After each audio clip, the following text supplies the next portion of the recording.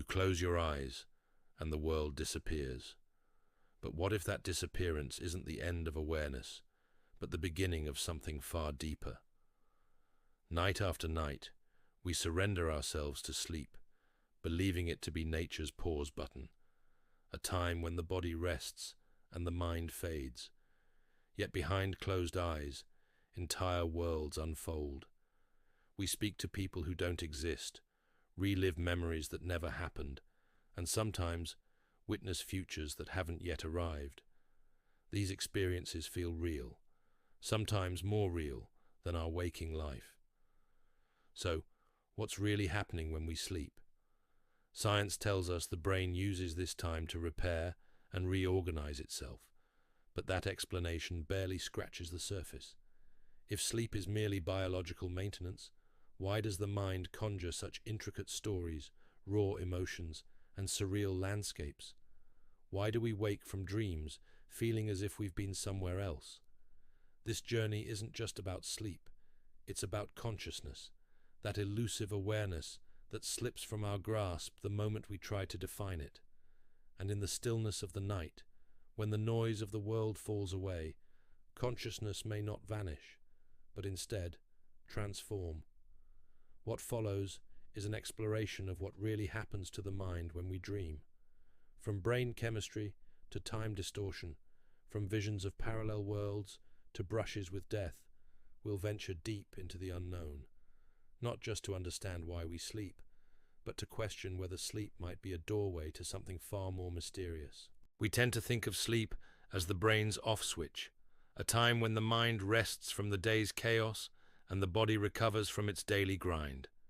Yet, if we were to take a closer look at what's really going on inside the brain, we'd be in for a surprise. Far from shutting down, the brain shifts into a higher gear when we sleep. In fact, some parts of the brain become more active at night than when we're awake. During the deepest stages of sleep, especially REM, rapid eye movement, brain activity spikes in ways that mirror the intense processing of wakefulness. You might think of the prefrontal cortex, the region responsible for logic, decision-making, and self-control, as the brain's rational center. This area quiets down during sleep, which is why dreams often feel strange, illogical, or wildly unpredictable. But as the rational mind takes a back seat, other regions of the brain, like those responsible for vision and emotions, become hyperactive. This creates the vivid images, intense emotions, and bizarre scenarios that make dreams feel so real. So, if our brain isn't really resting, what's happening? Perhaps sleep isn't about shutting down the mind at all. Maybe it's about shifting consciousness into another mode entirely, a mode that focuses not on the outside world, but on the inner workings of our psyche. There's a powerful substance that's produced by the brain every night, one that's known to create intense, vivid, and often otherworldly experiences. That substance is dimethyltryptamine DMT, a natural compound found in various plants and, intriguingly, in the human brain. DMT is widely known for its hallucinogenic properties when taken in its synthetic form. Those who've ingested it report journeys to bizarre landscapes, encounters with strange entities, and moments of profound revelation. But what if this substance is released naturally during REM sleep? In fact, many scientists believe that DMT is produced every night when we enter REM sleep, explaining why dreams can feel so surreal and sometimes deeply meaningful. This raises an intriguing possibility. Are dreams just another form of hallucination, triggered by DMT? Or is there something deeper at play, something that our conscious minds can't yet comprehend? If our dreams are shaped by such powerful chemicals, does that mean we're experiencing something bigger than our ordinary reality, both in our waking and sleeping states? The question then becomes, if our mind can produce these wild visions with the help of DMT, can we trust our waking reality as the true version of the world? Or is it simply a filtered version of something far greater? You've probably had one, a dream so oddly specific, so detailed, that when the events unfold days or weeks later, you're left speechless. Maybe it's bumping into an old friend you haven't thought about in years. Maybe it's a place you've never been, yet somehow knew.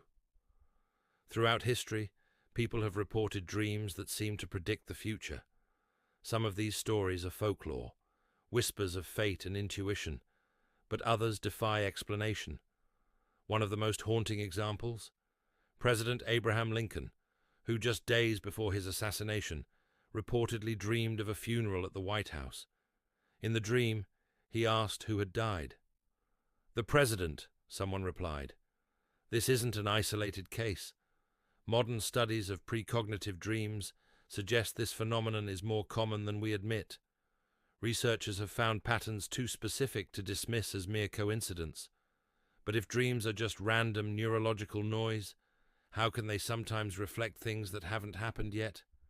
Is it possible that during sleep, our consciousness slips outside the constraints of time? Could the dreaming mind be tuning into events from the future, just as easily as it replays the past? The implications are staggering. If time is not linear during sleep, perhaps it isn't linear at all. Dreams might be more than memories in the making. They might be glimpses of what's still to come. Imagine waking up in the dark, fully aware, eyes open, but you can't move. You try to speak, scream, breathe deeply, but your body won't respond. And worse, you feel it, a presence in the room, something watching, something waiting. This terrifying condition is known as sleep paralysis, and while science labels it as a glitch between REM sleep and wakefulness, the experience feels anything but random.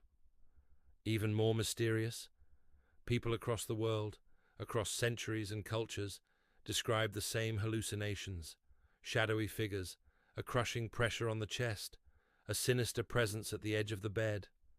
How can people who've never met or read the same stories experience the same nightmare? Some scientists dismiss this as a shared brain reaction to stress, but others suggest a different explanation. What if sleep paralysis is not a malfunction, but a moment of overlap, a crack in the boundary between dimensions of consciousness? A state where awareness hovers between waking and dreaming, allowing us to glimpse things we aren't meant to see. It begs the question, is sleep paralysis simply a neurological hiccup? Or is it a fleeting moment when consciousness steps into a realm just beyond the veil of physical reality? Most of us wander through dreams as passive spectators, swept along by strange stories and surreal scenes. But some people possess a rare ability. They wake up inside the dream. They realize the world around them isn't real, and more astonishingly, they can control it. This phenomenon is called lucid dreaming, and it opens an entirely new chapter in the story of sleep. In a lucid dream, the dreamer can fly, walk through walls, revisit lost memories, or create entire worlds from thought alone. The laws of physics are irrelevant. The only limit is imagination. What's fascinating is that lucid dreaming activates the prefrontal cortex, the very part of the brain responsible for self-awareness and decision-making, which typically powers down during regular dreaming. That means a portion of your conscious mind remains awake, even while your body sleeps. But why do we have this capacity? If dreams are just chaotic brain activity, why would evolution allow us to become aware and in control inside of them? Some researchers argue that lucid dreaming is a mental sandbox, a place where the mind can rehearse, experiment, and explore safely. Others believe it's more than a trick of the brain. It might be evidence that consciousness is not confined to the physical world at all. In lucid dreams, we're not just observers. We become architects of reality. And that opens a whole new door. Maybe consciousness isn't a byproduct of the brain. Maybe it's the source of reality itself. Have you ever had a dream that felt like it lasted hours, even though you'd only been asleep for a few minutes? This isn't just your imagination. It's a documented phenomenon. In the dream world, time flows differently. Experiments with lucid dreamers have shown that actions like counting or walking in dreams don't align with real-world time. It's as if the brain enters a different temporal framework altogether, one unbound by clocks, minutes, or hours. This suggests something profound. Time, as we experience it, might be a construct of the waking mind. In dreams, where sensory input is severed from the physical world, the brain no longer needs to obey the rhythms of real-world time. It creates its own pace, its own flow. And if our perception of time can shift so easily, how real is time, really? There's a strange phenomenon reported by countless dreamers, visiting the same unknown place, night after night. These aren't places from waking life, but they're rich with detail, geography, architecture, even people with names and histories. It's as if they belong to a different version of reality altogether. This leads to one of the most intriguing theories. What if dreams are windows into parallel universes? According to the multiverse theory in quantum physics, infinite versions of reality exist simultaneously. Every choice, every outcome, every possibility is playing out somewhere. If that's true, then perhaps our consciousness, freed from the limits of the body during sleep, is capable of slipping between worlds. Many ancient cultures believed something similar, that dreams are journeys of the soul, explorations of other planes of existence. Modern science hasn't confirmed this, but the consistency, depth, and recurrence of some dream worlds defy simple explanation. Are we just imagining these places? Or are we briefly inhabiting alternate lives, glimpses of who we might be in some other reality? You've had this happen before. You wake up from a dream so powerful, so vivid, you're sure you'll remember it forever. Yet by the time you reach for your phone, or even roll over, the dream dissolves, slipping through your fingers like mist. Why? The answer may lie in the hippocampus, the part of the brain responsible for converting short-term memories into long-term ones. During sleep, especially REM stages, this region behaves differently. Unlike waking life experiences, dreams often don't get properly encoded into memory. But is this a flaw or a feature? Some neuroscientists believe dreams are meant to be processed and discarded, not remembered. They serve a purpose: emotional regulation, subconscious sorting, creative problem solving, but they aren't supposed to clutter our waking minds. But there's another theory, and it's far more intriguing. What if forgetting dreams is a form of protection? If we remembered every detail of our dream lives, the line between reality and illusion might blur. You might begin to confuse the dream you had last week with something that actually happened. And yet, some dreams do stick with us. Vivid, haunting, symbolic. They leave emotional imprints that last for years. Could these be more than mere dreams? Perhaps they're messages, memories from another version of you, or moments where the veil between dimensions was just a little thinner. There's a myth that if you die in a dream, you die in real life. But ask around, and you'll find countless people who've experienced their own death in dreams, only to wake up unharmed. So what does dying in a dream really mean? In the language of the subconscious, death rarely means finality.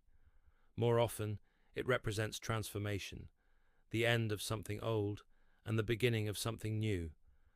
Psychologists often interpret dream death as a powerful symbol of inner change, a relationship ending, a belief dissolving, an identity evolving.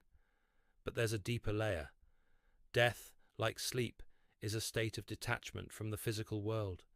In both, the senses quiet, the body slows, external stimuli lose meaning, and astonishingly, near-death experiences often mirror dream states, visions of floating, traveling through tunnels, meeting strange beings, reliving memories. Could dreams, then, be rehearsals for the final transition? If sleep is a daily dive into altered consciousness, and dreams are unbound by time, space, and physical law, then perhaps, in our deepest dreams, we're practicing for the ultimate letting go. What if sleep isn't just the body's way of recharging, but the soul's way of remembering? From reconfigured brain states and psychedelic chemistry to glimpses of possible futures and the strange physics of time distortion, every layer we've peeled back reveals one truth. Dreams are not random noise. They are intelligent, complex, and often eerily precise. They offer us a nightly invitation to explore hidden corridors of consciousness, realms where logic bends, identity dissolves, and reality itself seems negotiable. Science has given us frameworks, REM cycles, neurotransmitters, evolutionary functions. But beyond the clinical data lies something far more profound, a recognition that sleep is not a place of forgetting, but of access, to memory, to potential, to other versions of existence. Whether it's the chilling paralysis between wakefulness and sleep, the strange lucidity of flying through a dream world you've shaped with intention, or the haunting déjà vu of events glimpsed before they've occurred, dreams challenge us to question everything we assume about being awake. And maybe that's the greatest mystery of all. What we call reality might only be one layer of a vast, multi-layered consciousness that we access each night without even realizing it. Sleep, then, isn't a break from life. It's a return to something deeper, older, wiser. A sacred threshold between what is and what might be. If you've made it this far, drop a comment to let the universe know you're paying attention. And the next time you close your eyes, don't just fall asleep. Watch where your mind goes, because you may not be dreaming at all.